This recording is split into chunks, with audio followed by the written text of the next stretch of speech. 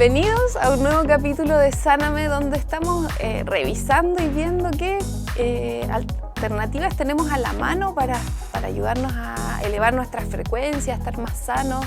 Y hoy día vamos a estar con René Ursúa. Bienvenido, René.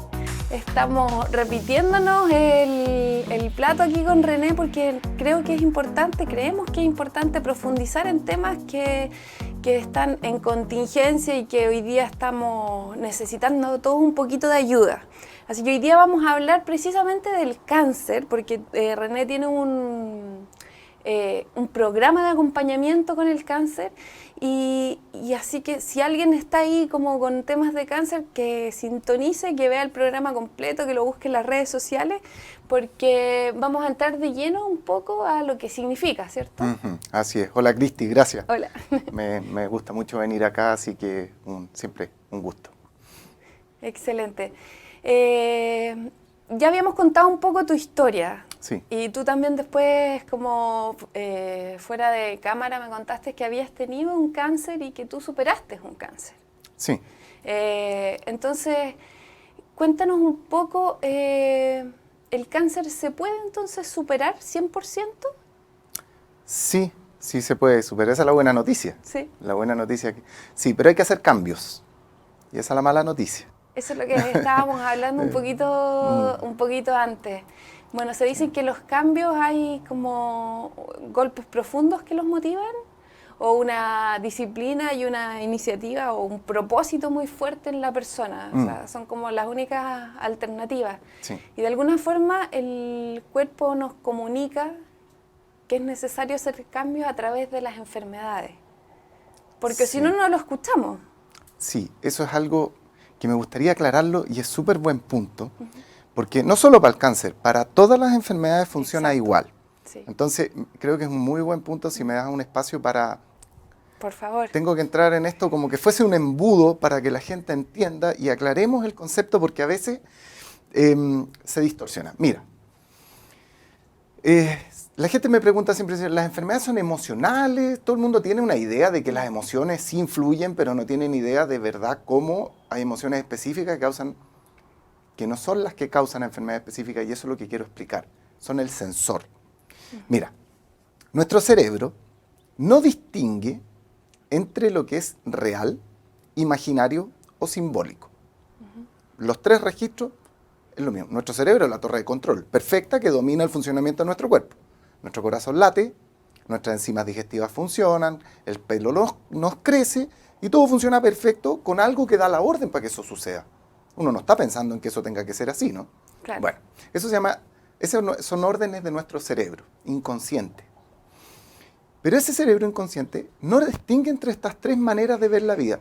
O sea, algo te puede pasar en la vida de verdad, o tú puedes imaginar una situación muy dramática, o ver un símbolo de algo, verlo, o incluso hasta un olor, puede despertar en uno y gatillar una determinada situación.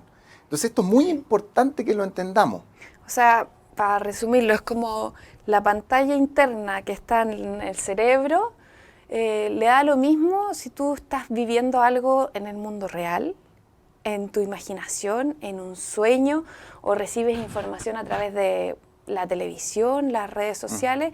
O sea, todo lo computa en este centro, en el fondo, que es el cerebro, y para el cerebro es lo mismo que imaginemos algo.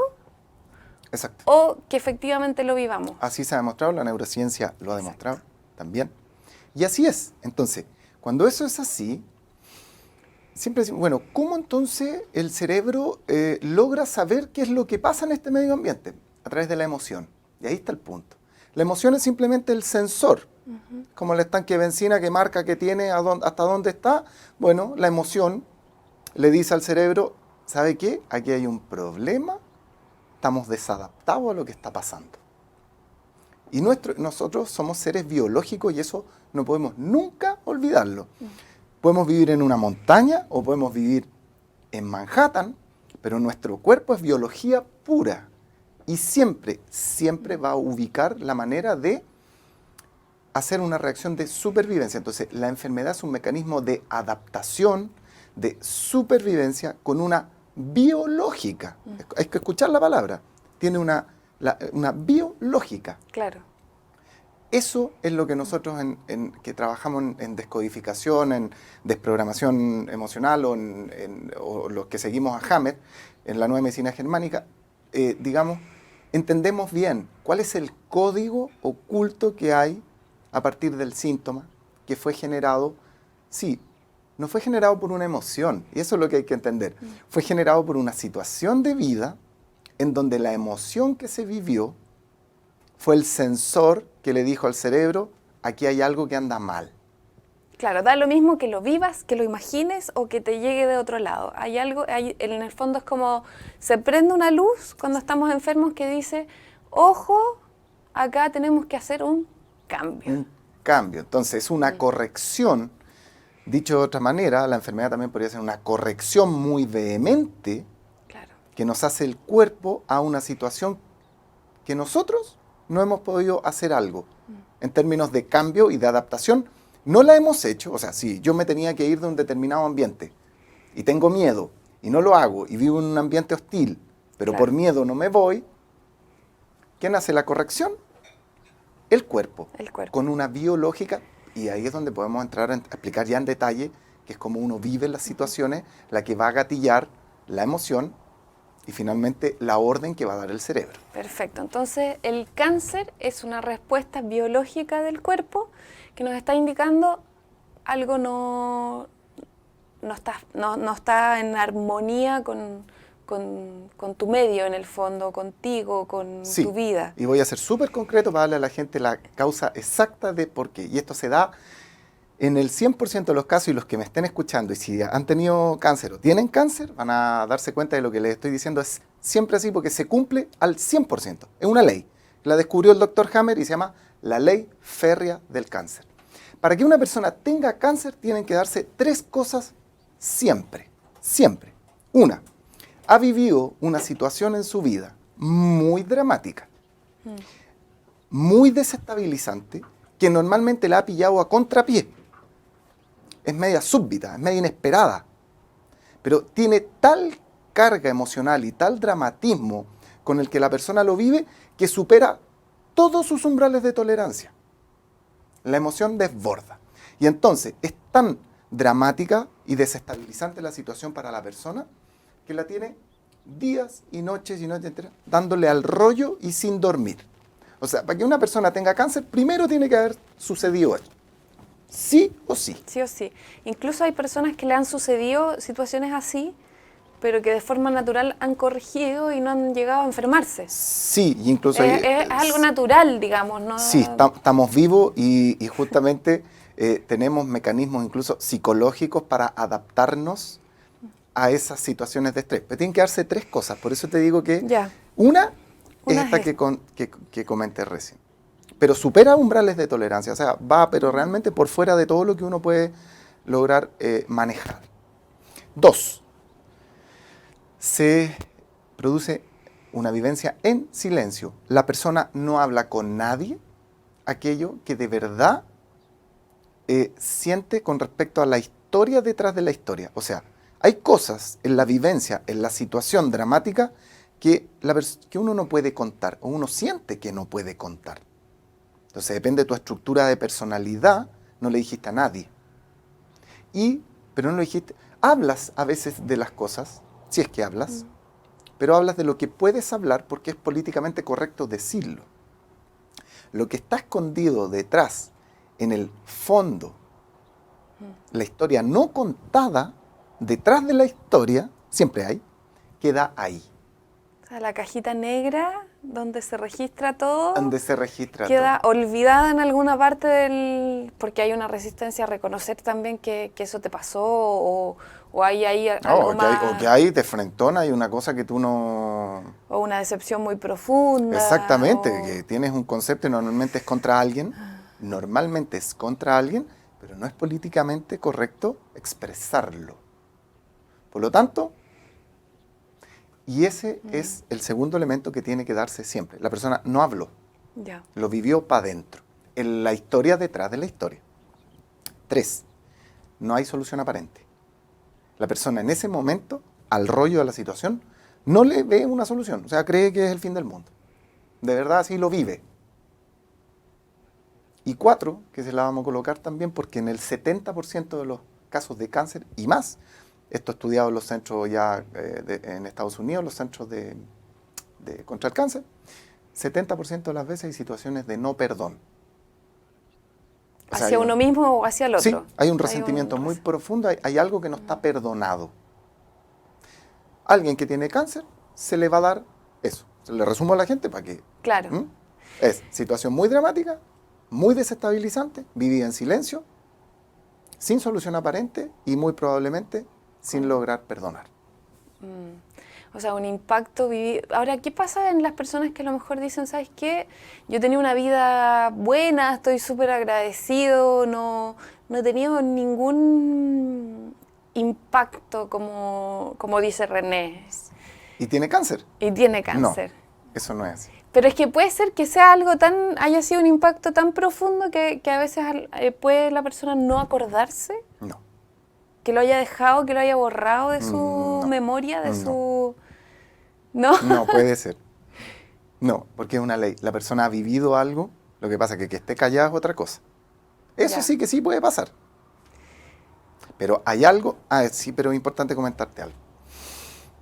Todo ese tipo de cosas así, enfermedades que, a todo esto para nuestro inconsciente, no hay enfermedades más graves que otras. Una verruga o un tumor de este porte en el pulmón, para nuestro inconsciente da igual, es una reacción adaptativa, no hay más grave ni menos grave.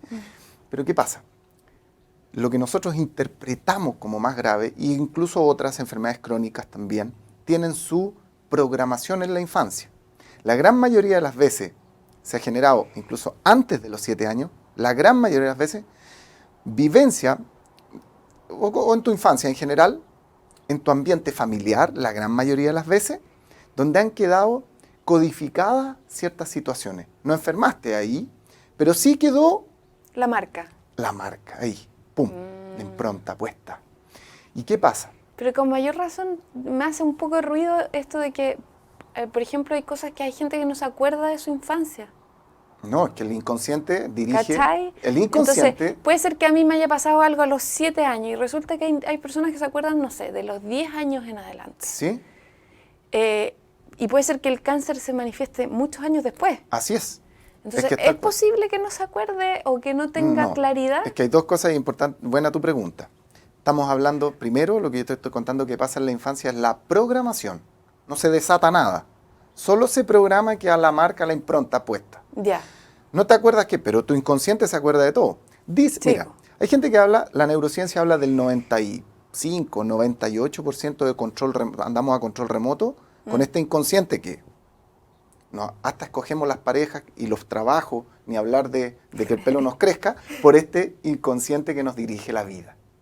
Son nuestros programas, son como un software. Mira, las personas somos como un computador lleno de software ahí, programas. Sí, como Matrix. Como Matrix. Entonces, eso en la infancia tú no te acuerdas, pero quedó grabado tu inconsciente. Y para el inconsciente el tiempo no existe y eso es súper importante que la gente lo entienda. No existe el tiempo. O sea, lo que te pasó en el vientre de tu madre, incluso, es como para tu inconsciente está vivido como que fuera hoy. No hay diferencia de tiempo. Nosotros en el consciente entendemos el tiempo lineal. Claro. Pero para nuestro inconsciente el tiempo es circular y no existe. Pero no vamos a entrar en eso. El punto es que se programa en la práctica. Se programa con una vivencia, una situación. ¿Te acuerdes o no? Ahí quedó. Algo viene después en tu vida, que puede ser en un entorno X, que vives una situación con una determinada persona, porque siempre el cáncer tiene nombre y apellido. Y no solo el cáncer. Varias enfermedades crónicas tienen nombre y apellido. Qué heavy, como siempre es con alguien. Para una persona que está enferma de cáncer, no sé, descubrir como eso, el nombre y apellido de tu cáncer. Sí, pero nunca es el otro. Siempre somos nosotros ante un maestro que nos está presentando esa oportunidad de lograr trascender y hacer un cambio para expresar nuestro potencial. Pero ¿qué pasa? Dicho de otra manera, la enfermedad es una negación constante que nosotros hacemos. Nosotros en la vida venimos a experimentar aquello que deseamos, pero también aquello que rechazamos. Y nuestro inconsciente, en su búsqueda de progreso, nos va a ir a llevar a situaciones de la vida donde vamos a experimentar con quienes rechazamos. ¿Y en el rechazo se produce la enfermedad? Por supuesto, porque hay negación y resistencia absoluta. Y entonces, en esa negación, en ese rechazo, hay mucho miedo, muchas veces de fondo, y no tomamos las acciones que tenemos que hacer. Entonces, o tomamos otras acciones. Entonces, dicho de otra manera, también la enfermedad es sinónimo de incoherencia. Pensamos algo, sentimos algo, hacemos otra cosa. Y nuestro cuerpo, en una lógica, dice, wow, todo esto está mal. Aquí hay, a través del sentimiento que es la emoción y ese resentimiento tan profundo guardado y que estaba anclado en algún momento, algo despertó un ambiente tan hostil que nuestro cuerpo dice, a través de ese sensor que es la emoción, algo está mal. Y hace una reacción de adaptación. Ahora, esa reacción de adaptación puede ser en distintos órganos, en el fondo, y ahí es donde podemos como un poco hincarle el diente a la enfermedad y entender y como tratar de como desenredarla hacia el otro lado, ¿no? Ahí es tirar del hilo. Y eso, mira, y esa es la magia que nos contó Hammer, y por eso yo lo admiro tanto, el doctor Hammer, que nos contó esto hace 40 años a partir de un cáncer que tuvo él, y él un doctor muy connotado, y nos contó eso, y él descubrió, y médicamente se ha comprobado en varias universidades de Europa con el 100% de precisión sus leyes. O sea, no son de él, las que él describió y nos dejó como el regalo a la humanidad. Sí. Entonces, ¿existe eso? Sí. ¿Tú puedes tirar del hilo? Por supuesto, porque el síntoma ya está, hay una ciencia ya que es descodificar. O sea, el síntoma nos está diciendo cómo tú viviste una determinada situación. La gente, cuando yo le hago los programas de acompañamiento, piensan que yo de repente puedo ser como adivino, ¿no? Y decir, ¿cómo saben lo que a mí me pasa? Es que lo que pasa es que...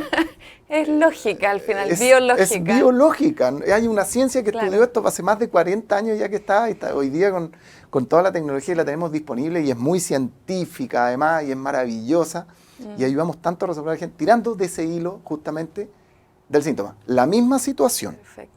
Vivida de distinta manera. Una persona se queda sin pega, se queda sin trabajo.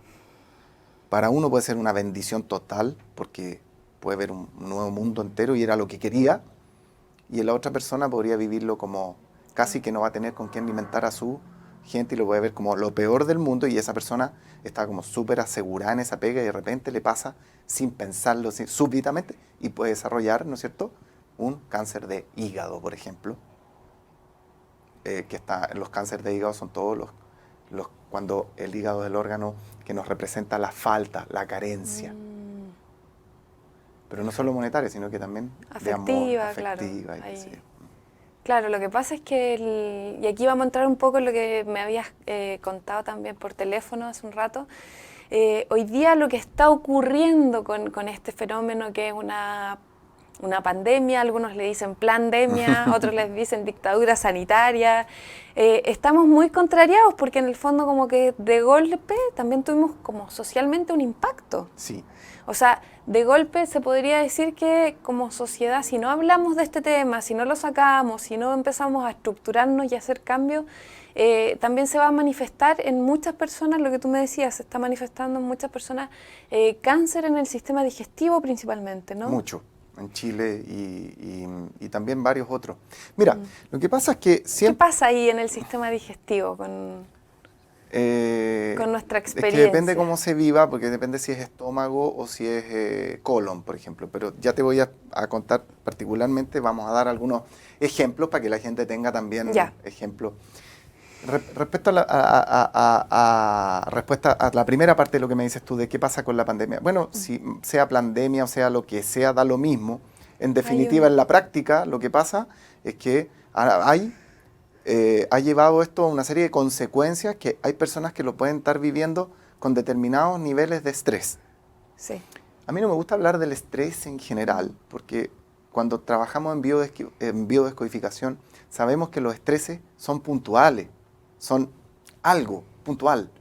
Sí, que estresa mucho, sí, pero siempre es algo puntual. Entonces, por supuesto que derivado de la situación de pandemia se producen depende de la circunstancia de vida, estreses puntuales que pueden venir dentro de la casa, en el trabajo, con los jefes, en los entornos donde las relaciones sociales que a lo mejor ya no son lo mismo que antes. No has podido ver a gente que siempre veías. Los cánceres de piel, por ejemplo, tienen mucho tema con falta de contacto y separaciones.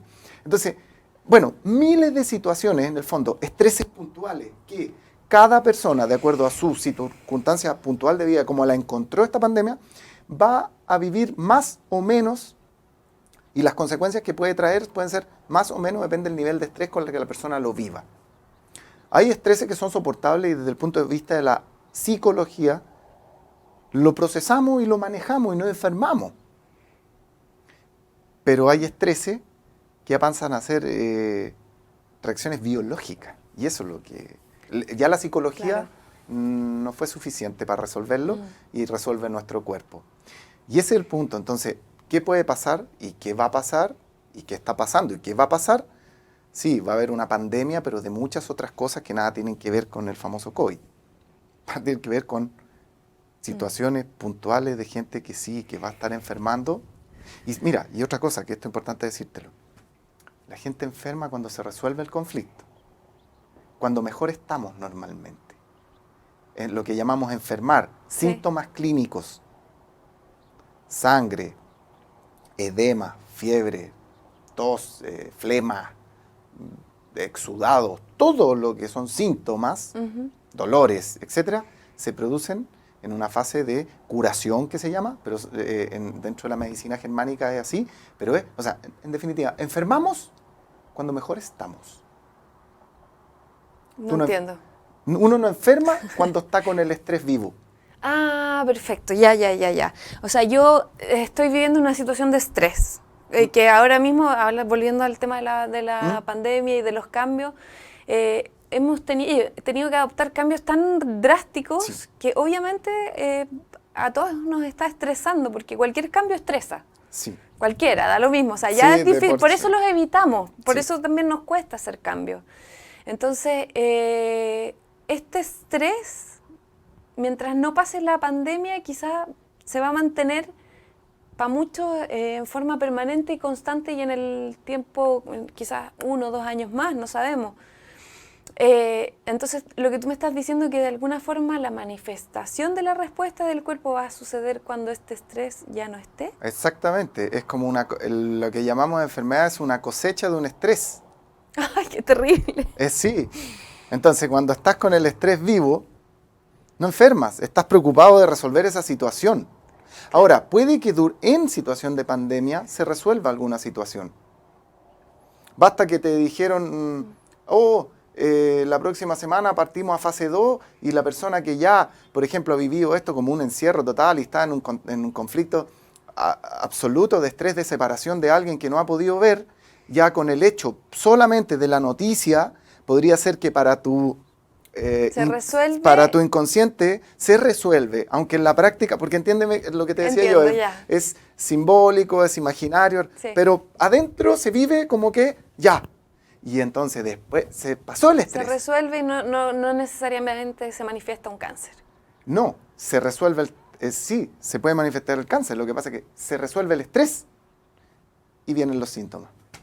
Ah, al revés. Es medio difícil de entender, pero en la práctica, para que la gente me entienda, es cuando usted está estresada, cuando está estresado, en el momento mismo vivo que está viviendo el conflicto, no enferma. Enferma cuando desconecta emocionalmente del estrés. Por eso que te puede ir de vacaciones una semana y de repente enfermaste en plenas vacaciones. Sí, porque o la gente se enferma cuando se jubila, también sí, pasa exactamente, mucho eso. Porque ha vivido una vida bajo un estrés. Y viene el... Claro, ahora que ya te bajó el tema, puedes resolverlo, entonces el cuerpo a lo mejor por eso se está comunicando. Sí, todos los síntomas vienen en fase ya de que se haya resuelto de verdad o no, pero para tu inconsciente recibió como de alguna manera una instrucción de que ahora hay que pasar a otra, biológicamente hablando. Oye, vamos a ir a una pequeña pausa y vamos a entrar de lleno en ya la enfermedad, el cáncer. ¿Qué hago cuando ya tengo cáncer y cómo vamos a desenmarañar un poco para encontrar el principio? Muy importante.